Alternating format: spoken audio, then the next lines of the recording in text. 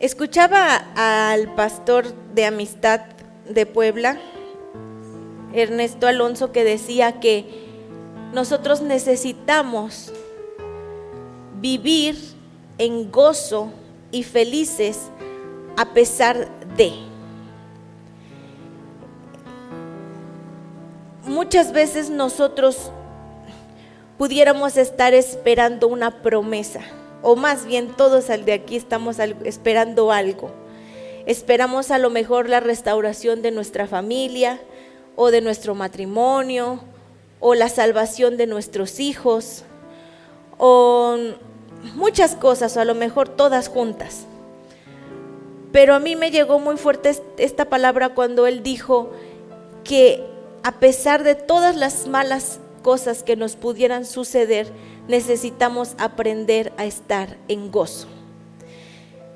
Y esta palabra para mí fue un rema, porque fíjese que, bueno, no sé si a usted le pasa o soy la única que le pasa, que está tan, ¿cómo se puede llamar? Sus ojos tan puestos en alguna promesa de Dios, que si no la ve cumplida, dice, no voy a ser feliz hasta que se cumpla, ¿no?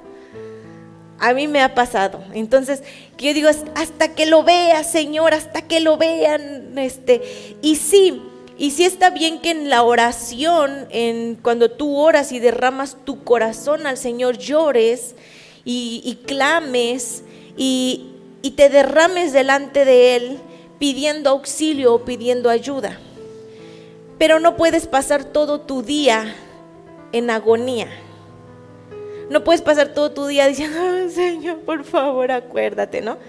Sino necesitas derramar tu corazón delante de Él en la oración, pero cuando tú te paras necesitas vivir en gozo. Necesitas tener la paz. Porque la Biblia dice que el gozo del Señor es nuestra fortaleza. Entonces, si nosotros vivimos todo el tiempo en agonía hasta ver la promesa de Dios, estamos desperdiciando toda nuestra vida. Necesitamos aprender, y a mí me pegó muy fuerte esta palabra, porque el pastor decía, está muy bien que esperes las promesas del Señor, y tiene que ser así, pero tienes que aprender a estar feliz incluso en las situaciones difíciles. Tienes que aprender a tener gozo incluso aunque tus ojos no vean todavía cumplido lo que Dios te ha prometido.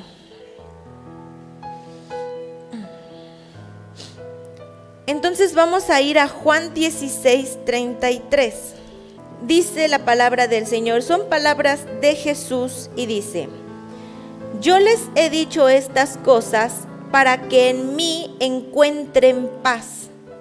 En este mundo van a sufrir, pero anímense, que yo he vencido al mundo. Nuevamente dice, yo les he dicho estas cosas para que en mí encuentren paz. En este mundo van a sufrir, pero anímense, yo he vencido al mundo. Entonces aquí fíjese que Jesús, el Hijo de Dios, nos dijo que este mundo sería un mundo en el que tendríamos aflicciones, en el que vamos a sufrir. Muchas veces nosotros pensamos que a lo mejor somos los únicos que están sufriendo, ¿no?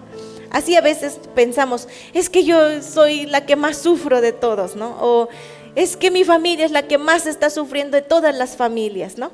Pero la verdad es de que cada uno tiene dificultades, tiene sufrimientos y tiene desafíos. Incluso los que estamos aquí al frente, que les animamos a seguir y todo, por atrás tenemos nuestras dificultades, nuestros desafíos, nuestras peleas, nuestras luchas. Entonces, Jesús dijo, ¿sabes qué? Yo te voy a decir una cosa, vamos a sufrir. No podemos decir que algún día nunca ya sufriremos en esta tierra. Cuando vayamos con el Señor ya no habrá sufrimiento. Pero en esta tierra, mi hermano, usted debe de saber que va a sufrir. porque fue lo que Cristo dijo. Miren, aquí van a sufrir, pero dijo algo bien cierto, dijo, pero anímense. O sea que a pesar del sufrimiento nosotros necesitamos tener ánimo. Entonces dice, pero anímense porque yo he vencido al mundo.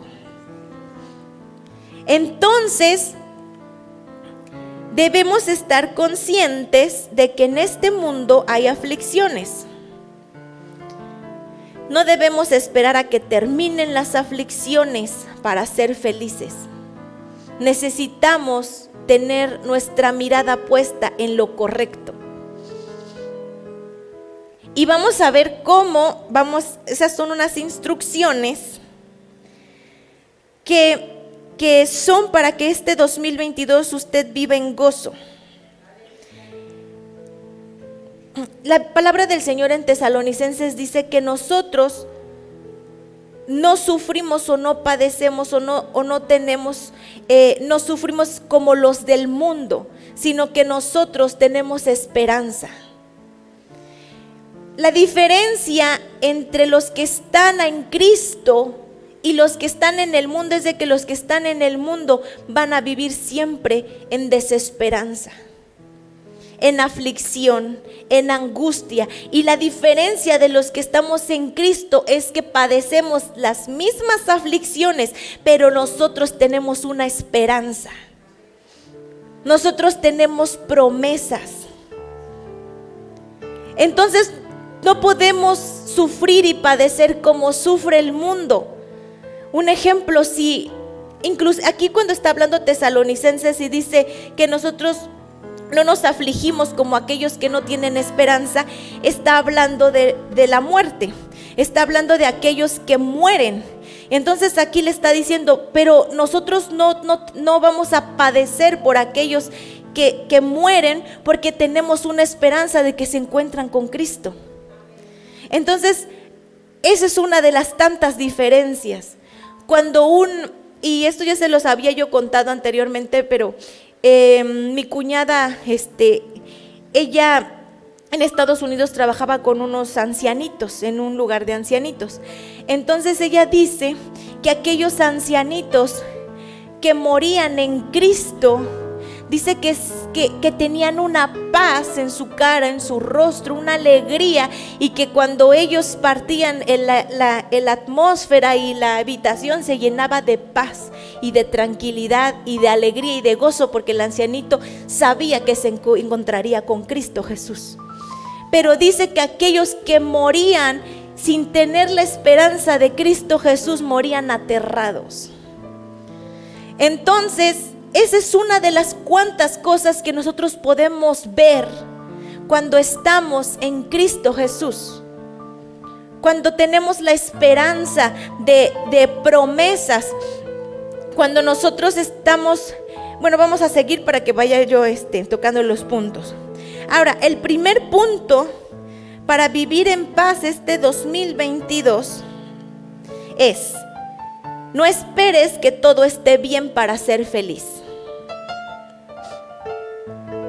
Y vamos a ir a Romanos 4.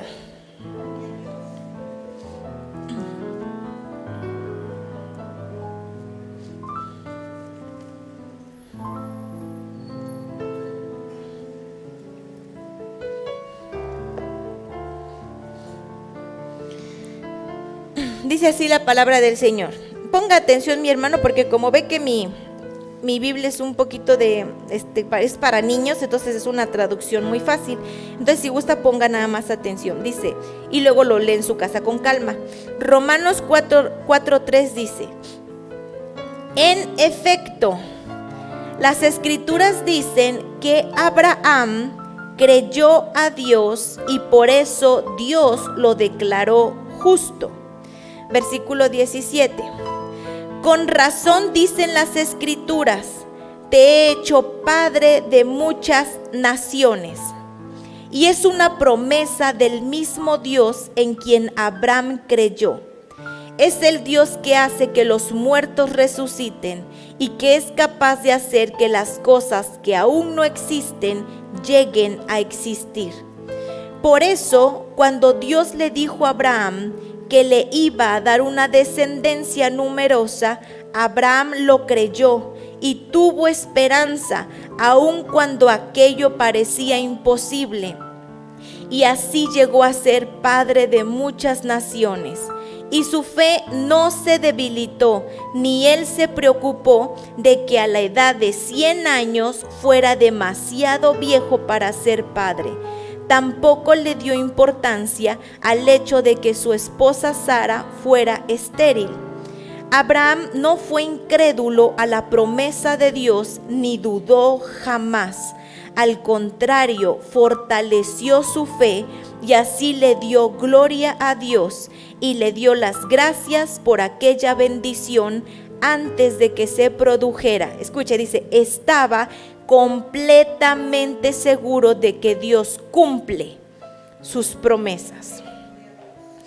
Ahora,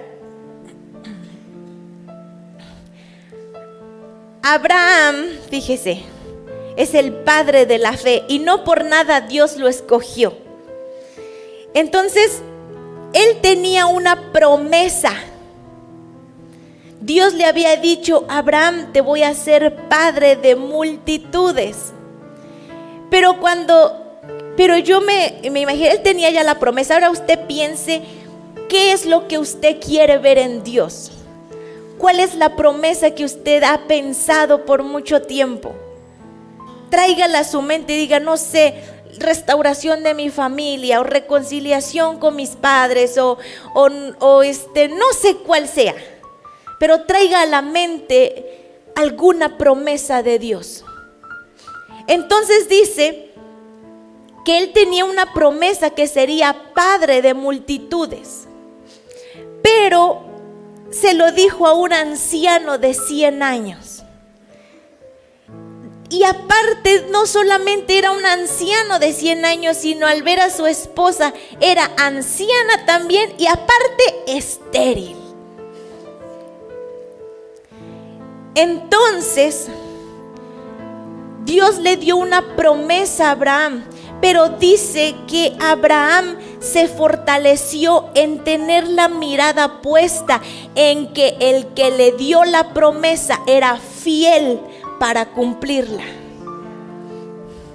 O sea que yo me imagino que Abraham estaba caminando por ahí y a lo mejor tenía de repente algún achaque, ¿no?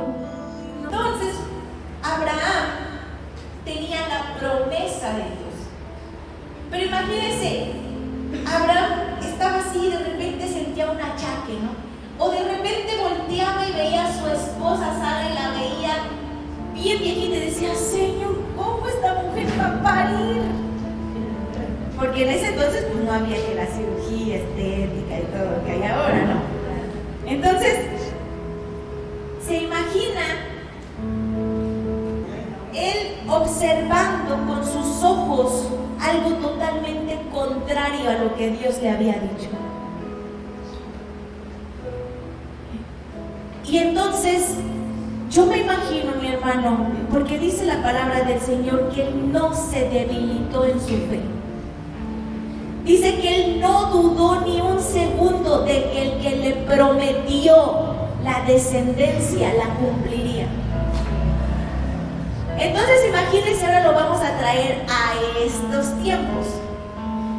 Dios le ha dicho a usted probablemente que su familia, yo creo que Dios le ha dicho a usted, tu matrimonio, por ejemplo, tu matrimonio se va a recuperar. Tienes una promesa que dice su palabra: cree en el Señor Jesucristo y serás salvo tú y tu casa. Y entonces llegas a tu casa, vamos a ponerlo como para que un hombre o una mujer, ¿no? El varón es el cristiano y la esposa no. Entonces llega el varón a su casa todo contento de la promesa de Dios. Y el Señor me habló a mi corazón y dice que cree en el Señor Jesucristo y serás salvo tú y tu casa. Amén. Y entonces llega a su casa y su esposa está otra vez llegando tarde. ¿Qué haces en el templo? ¿No te enseñan a llegar temprano? Y entonces empieza a picar, ¿no? Como sabemos ser las mujeres bien encantadoras, ¿no? Como luego me dice mi esposo, gotera continua. Cuando uno está ahí machacando, ¿no? Entonces ya nada más me dice, ay, como que se escucha una gotera. Entonces ya entiendo que me está tratando de decir yo, Señor, perdóname, ¿no? Porque eso no pasa aquí, pasa en Júpiter.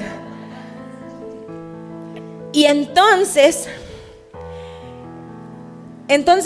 hay un desafío. Entonces el varón o debilita su fe diciendo, nunca jamás esta mujer se va a convertir, antes se convierte el diablo que ella. O fortalece su fe y habla proféticamente y dice, yo sé que yo y mi casa serviremos al Señor. Entonces dice que Abraham no se debilitó, aunque veía a su esposa, yo creo que así ya bien anciana y decía, ay Señor, ¿cómo esta mujer va a parir? ¿Y cómo? A tanta edad. ¿Y yo cómo voy a hacer? Pues tener la fuerza para engendrar un hijo hasta 100 años. Pero dice que él no puso su mirada en lo que veía, él puso su mirada en aquel que le dijo y le prometió, y él dijo, él es fiel.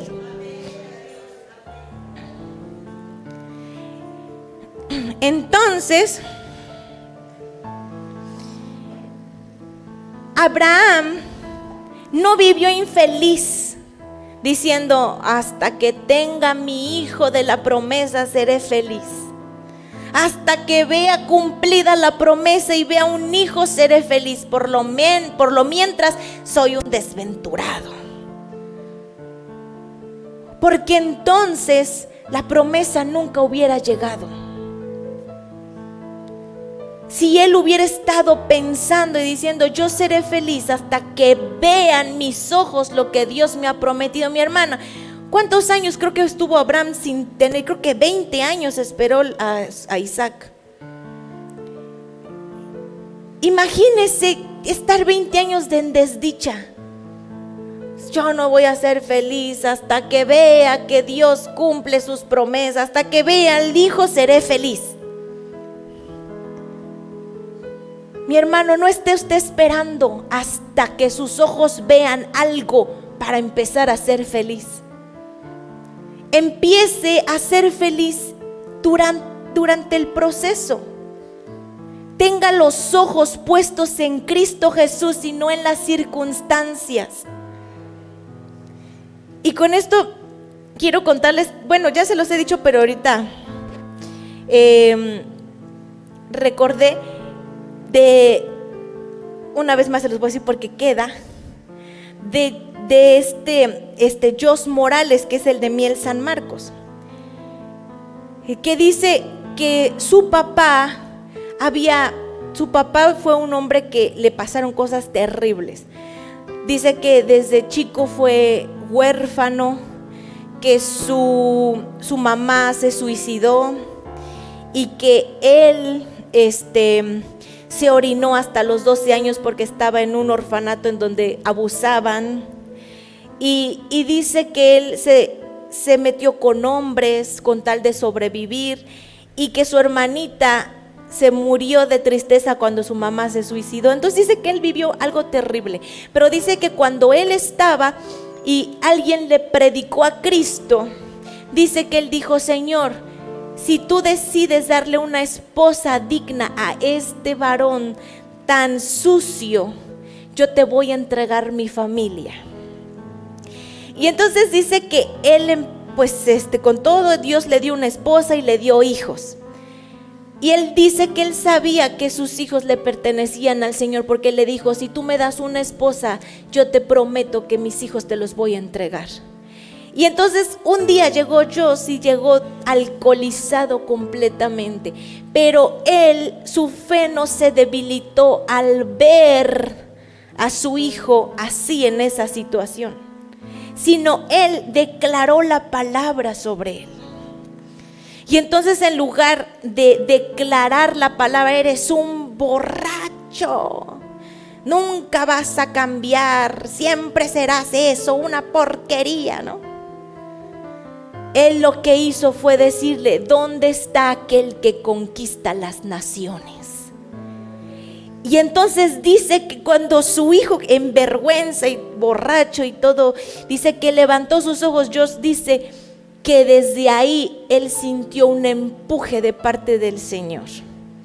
Entonces, mis hermanos, ¿cuántas veces nosotros no hemos declarado sobre aquellos que están en dificultades o aquella promesa? Imagínense que a lo mejor Abraham, al ver a su esposa Sara, hubiera dicho: eres una estéril, Dios me dio una promesa pero no la va a cumplir porque eres una estéril, aparte una anciana, vieja.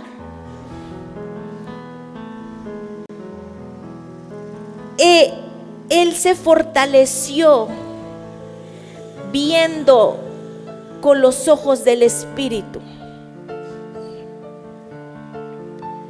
Y entonces, cuando usted vea a su hijo desviado o a su hijo haciendo algo incorrecto, en lugar de declarar palabra incorrecta o en lugar de maldecirlo con su boca, ¿por qué no le profetiza? Eso traerá a su vida paz y gozo. Cuando usted ve a su esposo que está todo enojado, gruñendo, y que el diablo está utilizándolo para agobiarla, ¿por qué no en su mente y en su espíritu empieza a decir: estás trabajando tras bambalinas, yo sé que tu obra la vas a cumplir, yo sé que Él hará cosas grandes en tu nombre? ¿Por qué no empieza a declarar la palabra, mi hermano? Y entonces usted va a vivir en gozo. Y aunque usted esté mirando un entorno totalmente contrario a lo que usted quiere ver, Dios empezará a obrar cuando usted abra su boca para declarar vida y no muerte. Pero si nosotros nuestra mirada no la tenemos puesta en el Señor, entonces vemos a nuestro esposo enojado: otra vez me estás fastidiando, y no sé qué, eres una obra del diablo. Y empieza usted a declarar palabra, él se enoja más y se vuelve el ambiente tenso, se empiezan a golpear, se empiezan a maldecir, sus hijos están en ese ambiente. ¿Por qué no declara la palabra? Mis ojos no lo ven, Señor, pero yo sé que tengo una mujer virtuosa. Mis ojos no lo ven ahora, pero yo sé que tú cumplirás cada una de tus promesas en su vida. Mis ojos no ven a mi hijo ahorita como yo lo quiero ver, Señor, pero yo sé que tú eres fiel a tus promesas. Y entonces usted, cuando empiece a abrir la boca, va a vivir en gozo. Y entonces usted va a ver su entorno y va a tener una sonrisa y va a dejar de pelear y va a dejar de querer ser el controlador y el Espíritu Santo. Porque cuando nosotros tomamos el control del Espíritu Santo, mi hermano, mire, escuché una enseñanza de una hermana que decía que nosotros hacemos más orando que hablando. Entonces muchas veces nosotros, de alguna forma, por nuestro afán o nuestro querer que las personas cambien, les agobiamos. Entonces les estamos persiguiendo y agobiando. Entonces las personas: ya déjame en paz, no me voy a volver nunca a tu religión, ¿no? Pero si nosotros, en lugar de agobiar, empezamos, estoy hablando de personas adultas, de niños, a eso sí hay que dirigirlos. A eso déjalo hacer, y no. Estoy hablando de personas adultas. Entonces, ahí usted le dice: Señor, toma el control. Produce en mi esposa el anhelo de buscarte. Y entonces así lo dejamos de agobiar y decir: tienes que orar, tienes que leer la Biblia, tienes que hacerlo, ándale, obligándolo, ¿no? Esa es una labor del Espíritu Santo. Dice la Biblia que Él es el que produce en nosotros el querer como el hacer. Entonces ahí nosotros, Señor, haz tu obra, Señor, que produce en mi esposo, en mi esposa, en mis hijos, en mis vecinos, en donde usted quiera, el querer como el hacer. Haz tu obra, Espíritu Santo, declarando la palabra. Ahora dice que se fortaleció en su fe, dando gracias a Dios por aquella bendición antes de recibirla. Dice que él se fortaleció agradeciendo a Dios por la bendición antes de recibirla. Entonces yo me puedo imaginar a su esposita Sara ahí toda viejita y estéril, y a lo mejor yo me imagino a Abraham diciéndole: gracias, Señor, porque yo veo a mi esposa embarazada. Gracias, Señor, porque yo la veo teniendo un bebé. Gracias, Señor. Entonces ahí él hablando como Dios habla. La Biblia dice que Dios llama las cosas que no son como si fueran. Entonces ahí nosotros, hijo de tigre, pintito, mi hermano. Entonces ahí nosotros viendo, no sé, a nuestra economía, ahora vamos a hablar, nuestra economía totalmente tumbada, ¿no? Entonces ahí nosotros declarando: ay, yo sé que tengo mi recursito en el banco, yo sé que veré el cochecito nuevo que tú me has prometido. Señor, este cochecito yo te doy gracias porque está bien viejito, pero yo sé que veré un cochecito nuevo. Gracias, Señor, por mi ropita, que ahorita a lo mejor no es la mejor ropita, pero yo sé que tú me darás una buena ropita. Gracias, Señor, porque mi hijo a lo mejor ahorita no trae buenos zapatos, pero yo sé que tú le darás unos buenos zapatos. Gracias, Señor. Entonces, hablando como Dios habla, Él llama las cosas que no son como si fuesen.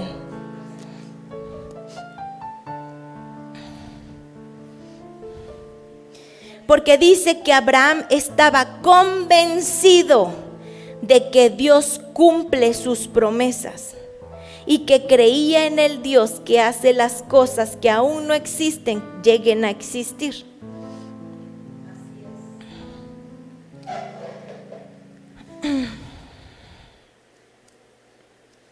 Ahora, vemos a un hijo desviado. No debemos permitirnos estresarnos o agobiarnos, sino abrimos nuestra boca y decimos: yo creo en el Señor Jesús, por tal motivo yo y mi familia seremos salvos. En Dios haya descanso mi alma, de Él viene mi salvación. Has venido, Señor, a buscar lo que se ha perdido. Y entonces así se fortalece nuestra fe, tenemos esperanza, la esperanza se vuelve en alegría y glorificamos al Señor. Entonces, mi hermano, usted va a poder estar en su casa, mire así, y su esposo: ¿por qué estás tan feliz que no estás viendo nuestra situación? Y usted: yo sé que el Señor está al control, yo sé que Él cumple sus promesas, yo sé que Él no nos dejará, yo sé que Él está cuidando mi casa, resguardando mis hijos. Entonces usted va a estar así con una sonrisa, confiando en el Señor. Entonces nosotros estamos en el ojo del huracán. El huracán puede estar a su alrededor tumbando, haciendo, deshaciendo, pero si usted encuentra el lugar del ojo del huracán, usted va a estar puesto en el lugar donde ve a su alrededor todo caerse, pero su mirada no está viendo alrededor, su mirada está viendo a aquel que le hizo una promesa.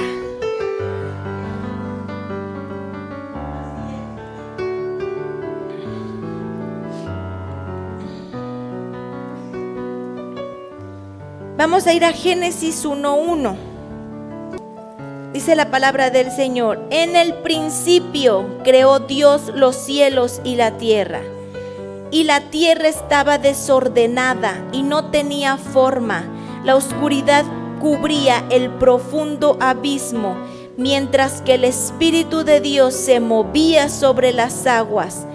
Entonces Dios dijo: que aparezca la luz. Y apareció la luz. estaba leyendo unas observaciones que hacían que Dios no tiene nada desordenado y vacío, pero que probablemente la tierra estaba desordenada y vacía porque dicen los estudiosos de la Biblia que probablemente fue cuando se dividió el cielo y una tercera parte de los ángeles se fueron con Luzbel y entonces cayeron y toda la tierra se desordenó. Y entonces yo me puedo imaginar a mi hermano, nosotros tenemos momentos difíciles, pero Dios también. Dios también tiene momentos difíciles. Imagínese, una tercera parte de sus ángeles se le rebelaron. Y entonces cayeron y todo estaba en desorden.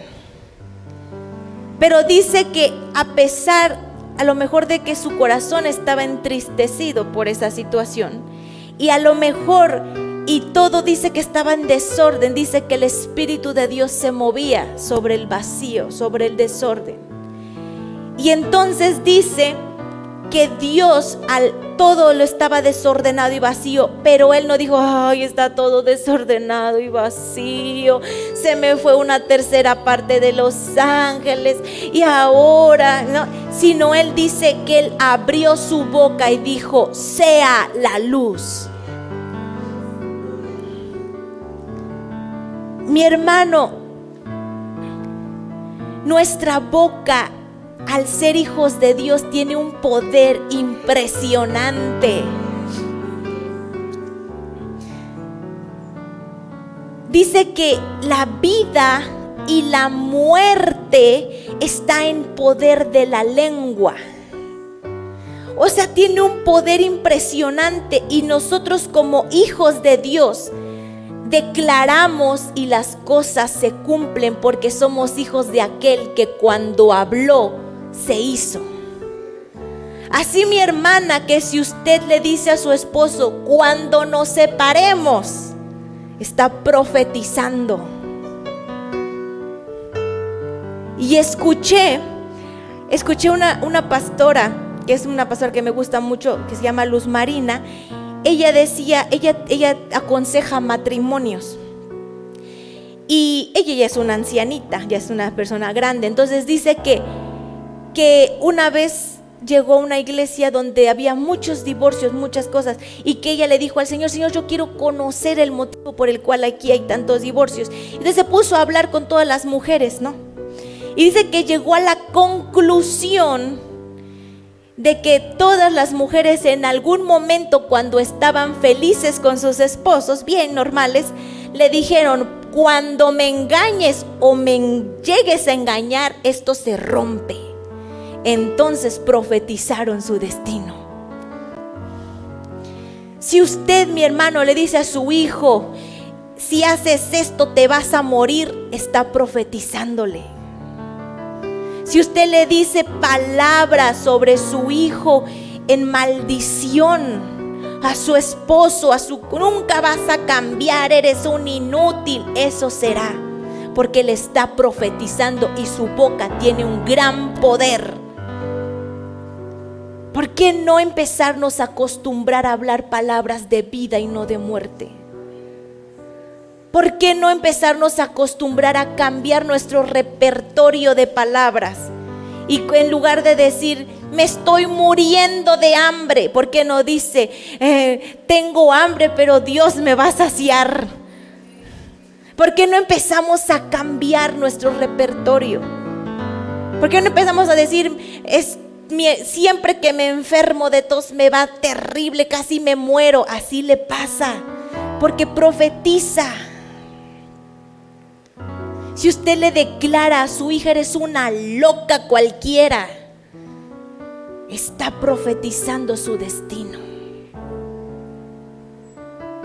¿Por qué no hablar palabras de vida y no de muerte, de salud y no de enfermedad, de riqueza y no de pobreza?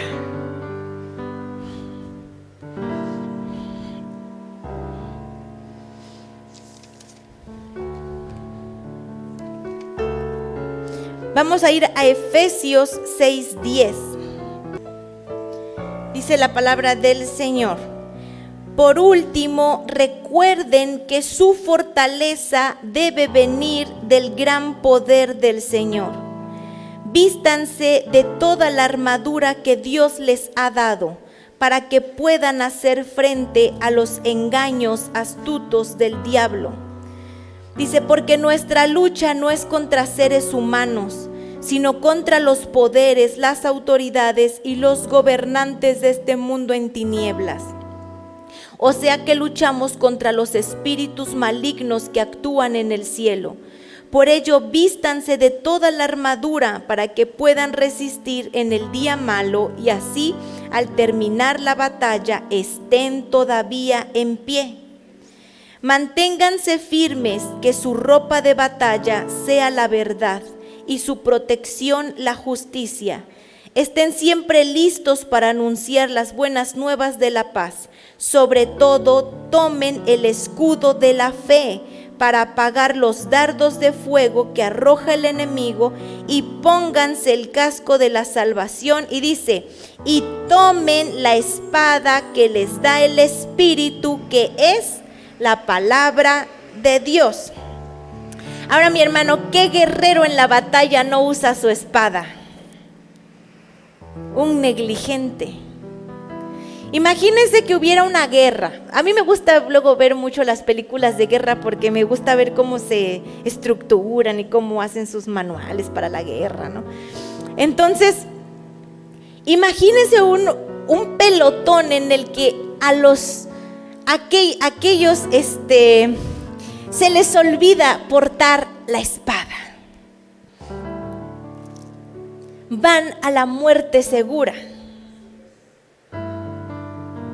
Entonces, por eso Pablo dice que nosotros estamos en una guerra, en una batalla, pero dice que nuestra lucha no es contra mi hijo, contra mi esposo, contra mi vecino. Dice que nuestra lucha no es contra los seres humanos, sino es contra las potestades, las autoridades, los gobernadores de este mundo de tinieblas, que se oponen a que su matrimonio viva en santidad, que se oponen a que sus hijos cumplan su propósito, que se oponen a que usted pueda ver la bondadosa mano de Dios, se oponen.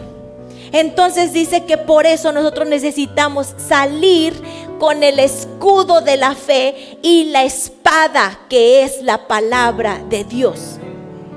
Entonces, cuando vienen los ataques del enemigo, por ejemplo en su familia, y su esposo le empieza a arrojar dardos, que no es él exactamente, sino son las potestades que están también haciendo que él se moleste, se enoje. Entonces usted se pone el escudo de la fe, que es: yo sé que tú vas a cumplir tu pacto, yo sé que mi familia te servirá. Usted está poniéndose la fe, el escudo, pero no se queda solo en eso, sino ataca con la espada, pero no para matar a su esposo. Ataca con la espada a los gobernadores y empieza a declarar la palabra con la espada. Usted se puede aprender versículos bíblicos que le ayuden, que le fortalezcan, y que empiece a usted a decir: yo y mi casa serviremos al Señor. Yo sé que tú no quiebras la caña, ni el pábilo que humea tú lo apagas. No, Señor, yo sé que tu buena obra tú la vas a terminar. El que terminó y el que inició la buena obra en mi esposo la va a llevar al término. ¿Cuántos dicen amén? Declarando y atacando, poniéndose el escudo, pero la espada, que es la palabra del Señor.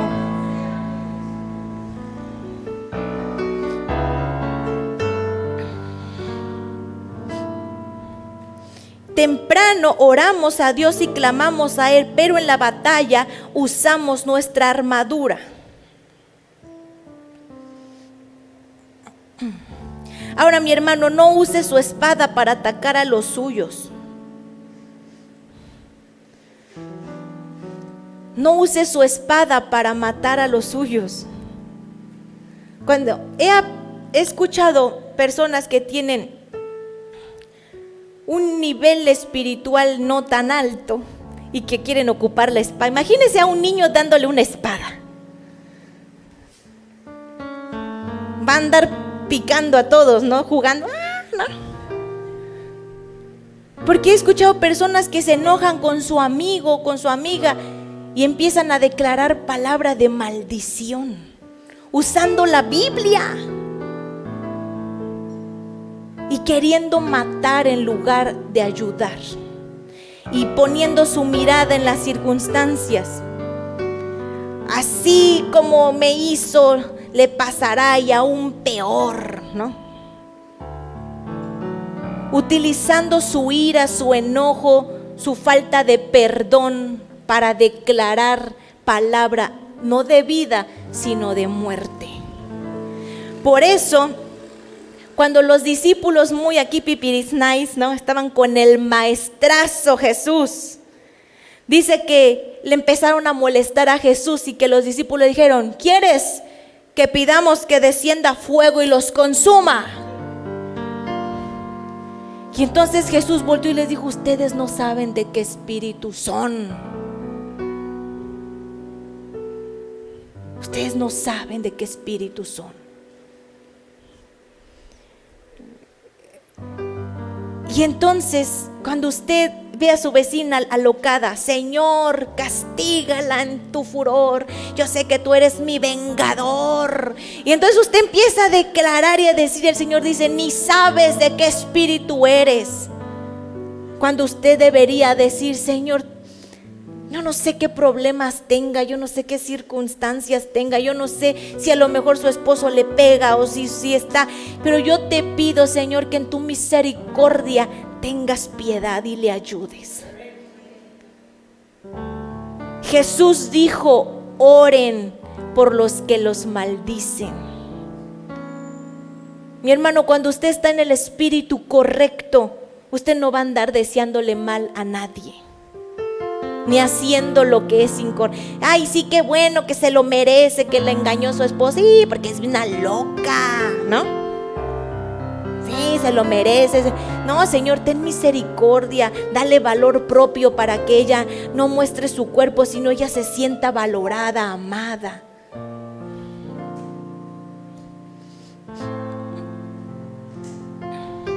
Ahora, qué buen guerrero mata a los que son de su propio equipo. Esos son los traidores.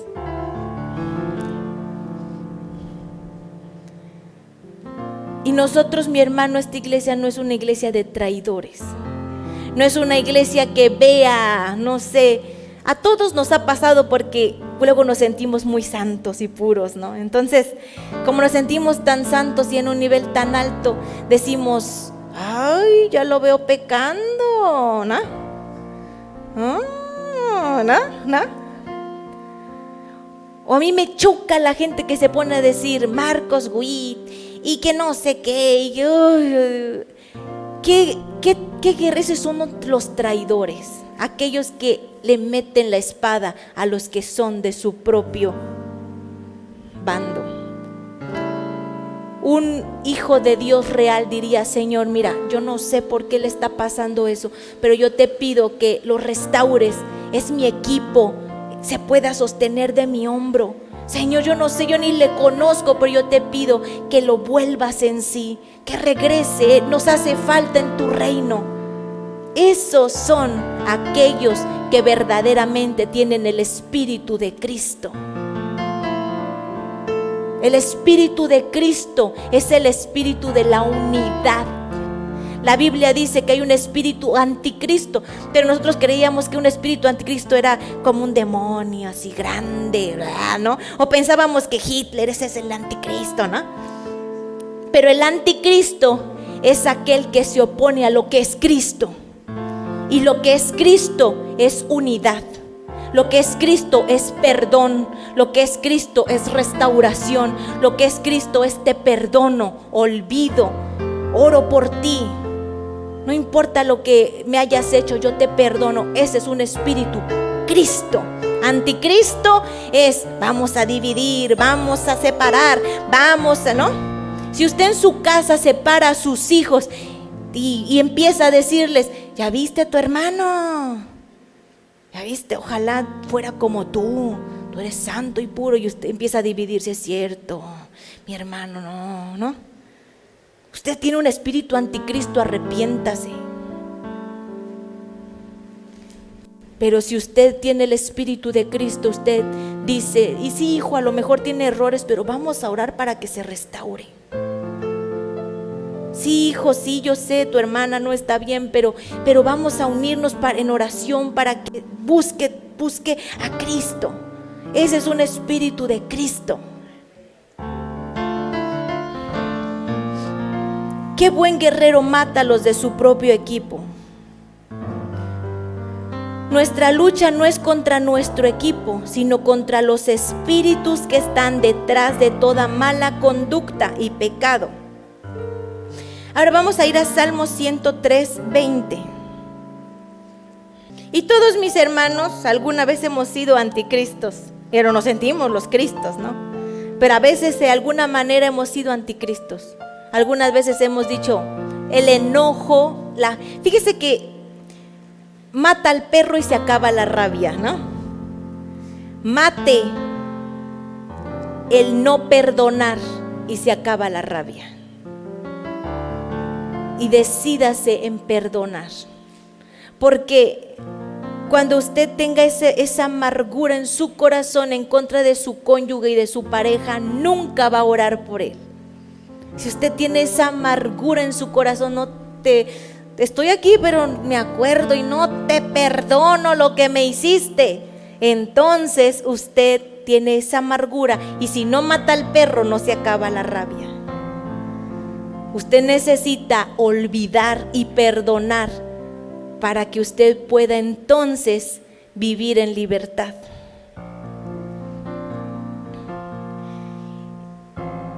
Si usted no perdona, dice la Biblia que Dios no le perdonará. Y fíjese que el mayor, yo creo que de la separación de los matrimonios es la raíz de amargura. Es cuando no perdonamos. Y eso provoca una separación. La amargura del corazón y el no perdonar provoca una separación. Porque Jesús les dijo, ¿y puede un hombre darle carta de divorcio a su esposa? Y le dijo Jesús, es por la dureza del corazón. Es porque nunca decidieron perdonar realmente. Entonces cuando usted perdona realmente, entonces usted ya empieza a entrar a tiempos de refrigerio. ¿Por qué no le dice al Señor, ayúdame a perdonar? Porque yo estaba pensando en el Señor y yo le decía, Señor, si yo no aprendo a perdonar a mi amigo, a mi amiga que me hizo un daño, ¿cómo voy a perdonar a mi esposo? No estoy enseñada a perdonar. No te perdono a ti, pero sí te perdono a ti, no. Habrá algo que después usted vea en otra persona y usted se va a enseñar a ser un amargado sin perdonar a nadie. Porque levante la mano aquí el que es súper chido, que nunca va a herir a nadie. Hay veces que herimos y ni cuenta nos damos. No, lo dijo por mí, ¿no? Y a lo mejor la persona ni se acuerda, ¿no? Fue por mí. Entonces la persona ni sabe, ¿no? Y entonces esa raíz de amargura. Y entonces nos empezamos a enseñar a no perdonar.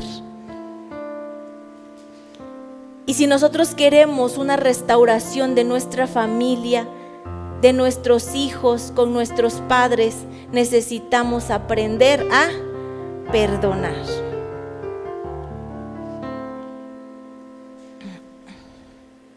En Salmo 103:20 dice: bendigan al Señor, ustedes sus ángeles, ustedes poderosas criaturas que escuchan y cumplen cada uno de sus mandatos. Dice, bendigan al Señor ustedes sus ángeles, ustedes poderosas criaturas que escuchan y cumplen cada uno de sus mandatos. O sea que cuando usted abre su boca y declara la palabra, ¿quiénes empiezan a agilizar? Los ángeles. Dice, poderosas criaturas que escuchan la voz. Dice al ángel, hay alguien ahí hablando la palabra del Señor, usando su espada.